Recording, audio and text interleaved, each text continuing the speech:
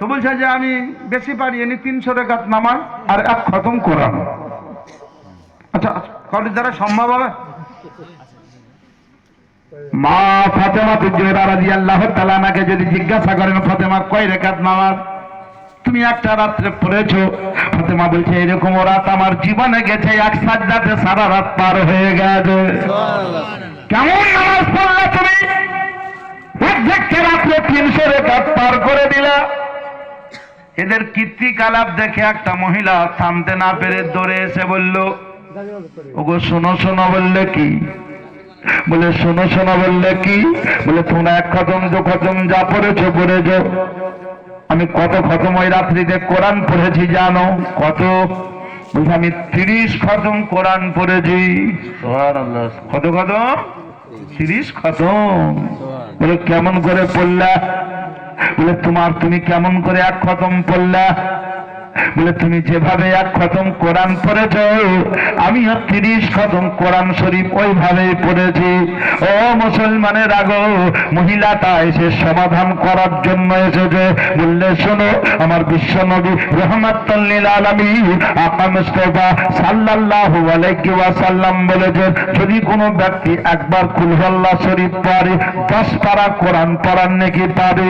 যদি কোনো ব্যক্তি 2 বার কুল হুয়াল্লাহ শরীফ পড়ে 20 পারা কোরআন পড়ার নেকি পাবে। যদি কোনো ব্যক্তি 3 বার কুল হুয়াল্লাহ পড়ে 1 খতম কোরআন শরীফ পড়ার নেকি পাবে। সুবহানাল্লাহ। এইরকম করে আমি 3 বার করে কুল হুয়াল্লাহ পড়ে 1 খতম করে কোরআন পড়েছি। ওগো মা জননী, ওগো বুদ্ধিজীবী, আপনি কুল হুয়াল্লাহ শরীফই পড়েন, কিন্তু সেই রাত্রিতে পড়েন, আপনি কুল হুয়াল্লাহ শরীফ পড়েন, ইবাদত বন্দেগী করেন, চাহে সূরা ফাতিহা পড়েন, চাহে সূরা ইয়াসিন পড়েন, চাহে সূরা মুজাম্মিল পড়েন। আমি আপনাদেরকে জানাতে চাই বড় ফজিলাতমান রাত ওই রাত আছে। এবং সুবহানাল্লাহ, রাত্রে যারা রোজা করে 14ই শাবান একটা করে, 15ই শাবান একটা করে, শবে মেরাজে যারা রোজা করে, জুম্মার দিনে বলা হয়েছে, আজও আপনাদেরকে বলতেছি, যদি শবে মেরাজের নফল রোজা কেউ করব মনে করে আগামী বুধবার একটা করবে, আগামী বৃহস্পতিবার একটা করবে।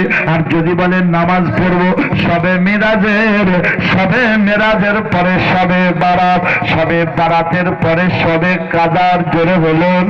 পরপর 3টি মাসে 3টি বড় ফজিলতমান রাত। শবে মেরাজে নবীর নামাজ এনেছে, শবে বারাতে রুজি বন্টন হয়েছে, শবে বারাত বড় ফজিলতের রাত্রি, আর শবে কাদার ওই রাত্রিতে আল্লাহর কোরআন নাজিল হয়েছে। ও মুসলমানেরা, আমি আপনাদেরকে জানাতে চাই, কথাটা মনে রাখবেন। আল্লাহর নবী মেরাজে গেলেন, মেরাজ থেকে ঘুরে এলেন। নবী আমার সাহাবায়ে কেরামকে নিয়ে আলোচনা করছিলেন। একজন যুবক নবীকে কাযযাবতা বলল, নবী আপনি মৃত্যু। আমার বিশ্ব নবীর পাশে আবু বকর সিদ্দিক বসে আছেন, হযরত ওমর ফারুক বসে আছেন। উত্তর দিলেন, কিছু সংখ্যক লোক আছে মসজিদে হয়তো কোনো কারণে কোনো কথাবার্তা